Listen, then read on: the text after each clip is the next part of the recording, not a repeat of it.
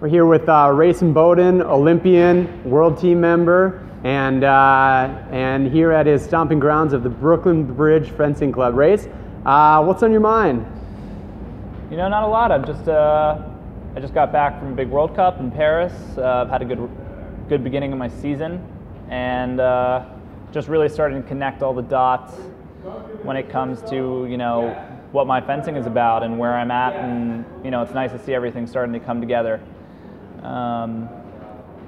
I was actually having a funny thing talking to, you know, I don't know if you've talked to Sam Morales. He's a young junior at our club, and I was speaking to him, and he was talking to me about the competition. And the greatest thing about the competition in Paris is just an incredible venue, packed to the brim with people. You know, the energy is excellent. The feeling fencing there is excellent. It's like what you dream about at a competition. You walk out with a smoke screen, like your doors open, your face is on the wall. I mean, it's the real deal. And I was talking to him about the difference between what it's like to fence in America and what it's like to fence internationally, and what we see as kids growing up, and what I idolize differently to maybe what some other people idolized. You know, meaning, and I'll break it down for you, that I grew up, I got into fencing, and I didn't get into it for any specific reason. You know, I just wanted to fence. I went to a fencing club. That's what I did. I played 100 sports. I did drums. I did this. I was like any kid, you know. And I just went to the club because it was fun. And I went to it till I had fun doing it, and then I went to it till I didn't have fun losing, and then I started going more, and it developed into like this thing that I really just was really passionate about. And I think that for me, I grew up idolizing like the best in the world, and you know, I grew up always watching. I mean, the two guys that I really watched when I grew up were Baldini and Jopek. So Jopek's a 4-time world champion. Baldini is he's a world champion, numerous team member. You know, just incredible fencers. And you know, you don't have much access to it, and it's great. You know, like we're doing this now, we're sitting here, we're talking to it, and we didn't have much access to it. And like, you searched around on YouTube, and like, you kind of found stuff here and there. You found an article, you watched people at competitions. Like, I remember, I forgot which fencing venue, but one of them used to put out a DVD every year, and it was the CIP, and you could watch the CIP. And I remember watching Sanzo and Baldini fence in the final. And it was like a different level of fencing, a different thing. Like, there was energy to it. There was like proud. There was like, those guys were proud to be out there. They were fighting for something. They were what they were. They were fencers. You know, like I didn't look at them and see anything else.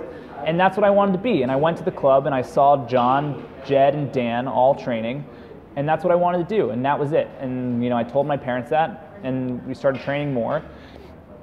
And I remember going to my first couple World Cups, and I know we struggled financially, especially when we were younger, to pay for World Cups. I actually had, you know, part of the reason I'm still fencing today is that I had like a coach who was really, really behind me, and his name was Jed Dupree, and he actually even like, I came in the morning and took lessons from him before school. He even kind of funded my first couple World Cups himself, so I could go and get a chance to see it. And you know, just like kind of lit that fire of being passionate about the sport and kind of giving my all to it. And I see kids here, and I see the development in the club of these young guys, and they're looking up to me in the way that I looked up to those, you know, to the guys that I was around. And it's interesting to see that level change of that, you know, we're better than we've ever been in fencing in America. And yet, we still have this mentality sometimes that it's an amateurism, like there's an amateurism behind it. You know, a kid goes to a junior World Cup and he comes top 16 and we celebrate and we clap and like it's a good job. And I'm never telling you that that's not a good job, and if that's a breakthrough for you, that's a breakthrough for you. But I can tell you that no one else in the entire world is going to think that about a kid coming top 16. Like, they don't go home in Russia and say good job to that guy. You know, it just doesn't happen. And you know, and I love this sport to death. I know I'm going to be involved in the sport for the rest of my life. And in America, there needs to be, and I personally believe, and if I was going to say anything, if I was going to have a point to this conversation, that it would be that like we need to kind of change the stigma around what fencing is in America and how we perceive it and the way that we create fencers that disappear after. You know, we have had so many fencers, and if you look at the difference between how we were a decade ago to what we're doing now in fencing, all our weapons are improving. You know, we're getting better. And I said it before and I'll say it again, it's like America is the best because we take something and we become the best at it. Like, that's what we do. We go to the Olympic Games and we win the most medals. You know, that's how we respond, and especially in athletics. And what the difference is that we have been at a disadvantage because we see fencing here as being almost top of its game now, and we're just at the tip of the spear. We're just becoming like even a presence on the circuit, because what happened was we had, you know, France and France, Italy, all the European countries, even the Asian countries had a head start on us, some of them, with like developing their fencers, developing a sense of fencing in their communities. You know, you go to Hungary and it's the second biggest sport. You go to Italy, it's the second biggest sport to soccer. You know, it's on television, it's on Eurosport, you see it, it's on billboards, it's around, it's everywhere. And so there's no sense that you're doing something that's only to be done to do something else. Those guys are doing fencing. They're fencers. That's what they are. And that's what I've always considered myself. And for the longest time, I was looked down upon for that.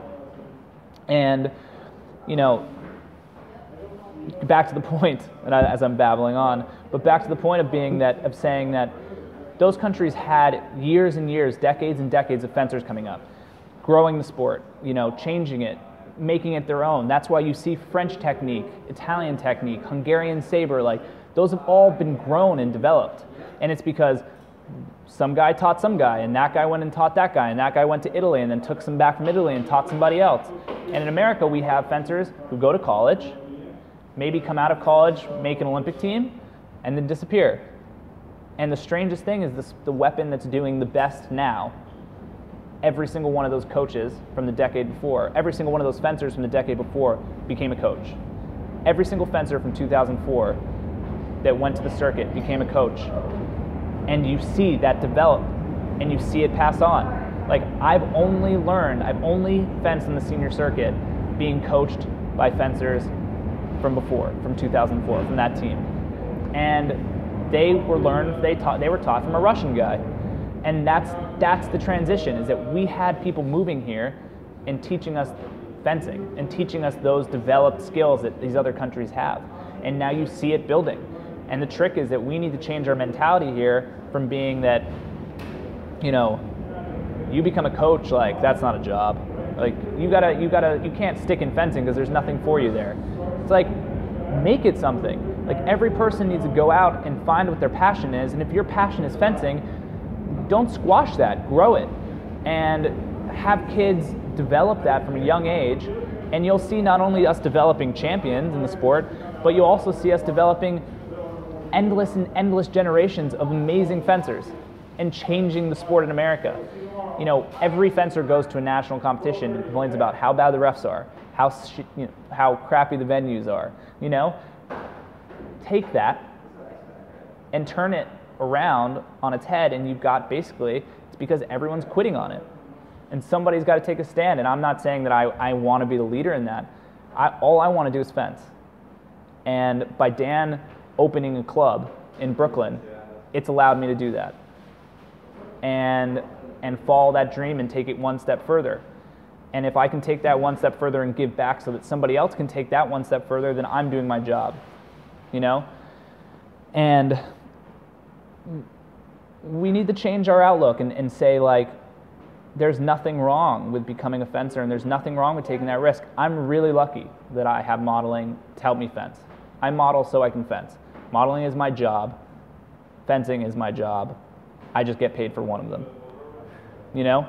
So, and I told you a funny story, and I'll tell it again, that I'll never forget the moment that I went to school at St. John's after I decided I wanted to stay in the city and train. because I didn't think I wanted to leave, and I wanted to stay fencing here, and that's why I chose to go to St. John's over Notre Dame. I was just like every fencing kid.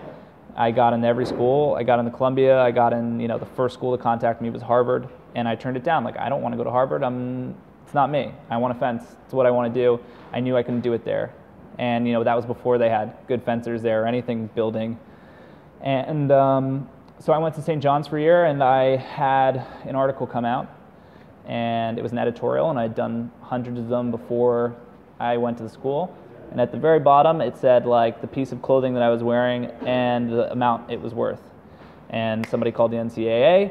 I was immediately lost my scholarship, and that was it. And so I just kind of took that as a sign, and I was like, I'm making good money doing this, enough to support myself, enough to kind of take a run at this, and my parents supported me, and that was a huge part of it. And I was going to take a run at it. And I was like, I'm just going to do it. And everyone thought I was crazy. Everyone told me I was crazy. I still think I'm pretty crazy for doing it. It's not the safest game plan, but I love what I'm doing. I wake up every day, and I come here, and I get to do what I love to do. And I'm getting better at it, and I have so much to learn, and there's so much more to do that's like, I can't be happier with the lifestyle I'm living. I get to travel around the world. I get to compete against hundreds of other fencers and basically travel around fighting people, doing what I love to do, representing the country I love, and representing the team of people that are behind me. And that's an amazing feeling, something that people won't ever get. Fencing has taught me more things than I think school could have ever taught me. I sat in physics class with my papers out on my desk, and underneath my desk I had my laptop open at my feet, and I was watching Alexander fence in the junior, cadet world champs when I was 16, when he was making teams before me, being like, I want to do that. That's what I did. I'm a student of fencing. And the story I was going to tell you is that I was at a competition, and I had just dropped out of school, and all these parents are coming up to me being like, oh, what are you going to do? What's going to happen to you? And I was like, I'm just going to keep fencing. And it was hard for me, really hard for me. It was just as big as risk. I knew it was a risk. It took me a long time to come to terms with it. I'm not saying it was an easy thing to do at all, but all these parents coming up to me and being like, I can't believe you're doing that. Don't you think that's a bad decision? Saying all these things, filling my ears with all this negative energy. And that same night, they were in the bar or wherever they were, sitting around the tables, all watching the NBA draft. And I was sitting there and I was like, that's kind of what I just did. I basically just said that I'm going to take the risk and go for it. Yeah, okay, they get $1 million contract.